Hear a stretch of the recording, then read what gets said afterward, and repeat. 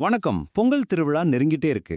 கொண்டாட்டங்கள், இனிப்புகள்னு ஒரு பக்கம் இருந்தாலும், நம்ம எல்லாருமே மண்டைய போட்டு உடைச்சிட்டு இருக்கிற ஒரே கேள்வி என்னன்னா, இந்த வருஷம் அரசாங்கத்தோட பொங்கல் பரிசு பையில என்னதான் இருக்கு? வாங்க, அத பத்தி தான் இப்போ விலாவாரியா பார்க்க போறோம். ஆனா எல்லாத்தையும் விட ஒரு முக்கியமான கேள்வி இருக்கு.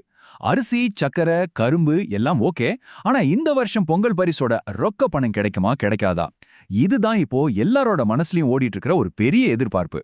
சரி, இந்த வருஷம் பணம் வருமா வராதான்னு தெரிஞ்சுக்கிறதுக்கு முன்னாடி நாம கொஞ்சம் ஃப்ளாஷ்பேக் போகணும். ஏன்னா இந்த பொங்கல் ரொக்க பரிசுக்கு பின்னாடி ஒரு பெரிய வரலாறே இருக்கு. அது மட்டுமல்ல, நிறைய அரசியல் அழுத்தங்களும் இருக்கு. இது சும்மா ஒரு பரிசு மேட்டர் இல்ல, இதுக்கு பின்னாடி ஒரு பெரிய அரசியல் கணக்கே இருக்கு. கடந்த சில வருஷங்களை பார்த்தாலே புரியும், இந்த ரொக்க பரிசு ஒரு ரோலர் கோஸ்டர் மாதிரி ஏறி இறங்கி இருக்கு. பாருங்களேன், 2021ல அதிமுக ஆட்சியில் இதுவரைக்கும் இல்லாத அளவுக்கு 2500 ரூபாய் கொடுத்தாங்க. அப்புறம் 2023ல திமுக ஆட்சியில் அது 1000 ரூபாய் ஆச்சு. ஆனா போன பொங்கலுக்கு ஒண்ணுமே இல்ல. இந்த ஒரு முடிவு தான் பெரிய புயலை கிளப்பி இன்னைக்கு வரைக்கும் இந்த அரசியல் விவாதம் சூடா போயிட்டு இருக்கு. சரியா? இந்த கேப்ல தான் எதிர்க்கட்சிகள் உள்ள வராங்க. குறிப்பா முன்னாள் முதலமைச்சர் எடப்பாடி பழனிசாமி என்ன சொல்றாருன்னா, ஏங்க நாங்க இருந்தப்ப 2500 ரூபாய் கொடுத்தோம், நீங்க போன வருஷம் எதுவுமே கொடுக்கல, அதனால இந்த தடவை நீங்க 5000 ரூபாய் கொடுத்தே ஆகணும்னு ஒரு பெரிய டிமாண்டை வைக்கிறார். பாத்தீங்களா, இப்போ கவர்மெண்ட்டுக்கு எவ்வளோ ப்ரெஷர் இருக்கும்னு யோசிச்சு பாருங்க. சரி. இந்த பாலிடிக்ஸ்லாம் ஒரு பக்கம் இருக்கட்டும். இப்போதைக்கு நம்ம தமிழ்நாடு கவர்மெண்ட் என்னதான் பிளான் பண்ணிருக்காங்க, எது கன்ஃபார்ம், எது இன்னும் கேள்விக்குறியா இருக்கு, வாங்க அதை பார்க்கலாம்.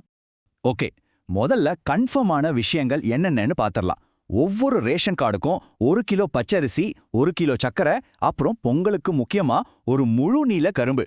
இது மூணும் பக்கா கன்ஃபார்ம். இதுதான் பேசிக் பேக்கேஜ். பொருள் எல்லாம் ஓகே, ஆனா காசு, பணம் வருமா வராதா? இப்போதைக்கு இருக்கிற தகவல் படி பணம் கொடுக்க போறது கிட்டத்தட்ட உறுதி. ஆனா எவ்வளவு, அதுதான் இப்போதைக்கு சஸ்பென்ஸ்.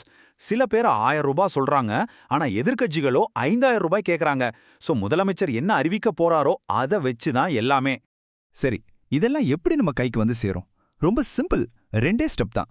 முதல்ல ஜான்வரி 2ஆம் தேதியிலிருந்து 5ஆம் தேதிக்குள்ள உங்க வீட்டுக்கே டோக்கன் கொண்டு வந்து கொடுப்பாங்க. அந்த டோக்கனை வச்சுக்கிட்டு ஜான்வரி 10ஆம் தேதிக்குள்ள நீங்க போய் பரிசு பையும் பணத்தையும் வாங்கிக்கலாம். சோ டோக்கன் எப்போ வரும்னு கொஞ்சம் கவனிச்சுக்கோங்க. இப்போ ஒரு நிமிஷம் தமிழ்நாட்டை அப்படியே பாஸ் பண்ணிட்டு நம்ம பக்கத்துல இருக்கிற புதுச்சேரிக்கு போவோம். அவங்க என்ன பண்றாங்க தெரியுமா? அவங்க ரூட்டே வேற.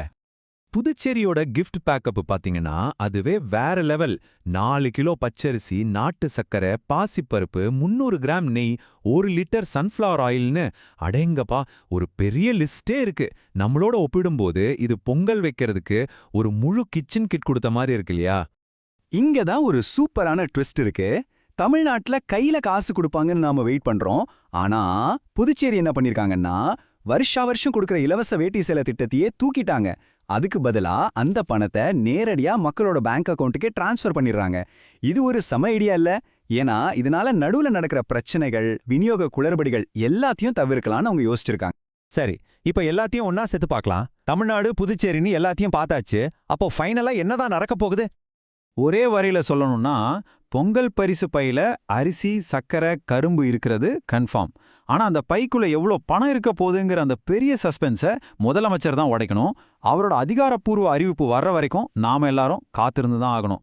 போறதுக்கு முன்னாடி ஒரே ஒரு கேள்வி யோசிச்சு பாருங்க. இந்த வருஷம் கொடுக்கிற பொங்கல் பரிசு உண்மையாவே மக்களோட ஒரு அத்தியாவசிய தேவையை பூர்த்தி செய்தா, இல்ல இது வெறும் ஓட்டுக்காக செய்யப்படுற ஒரு அரசியல் ஸ்டண்டா? இது ஒரு பொது சேவையா இல்ல அரசியல் அவசியமா? நீங்க என்ன நினைக்கிறீங்க? மறக்காம உங்க கருத்து சொல்லுங்க.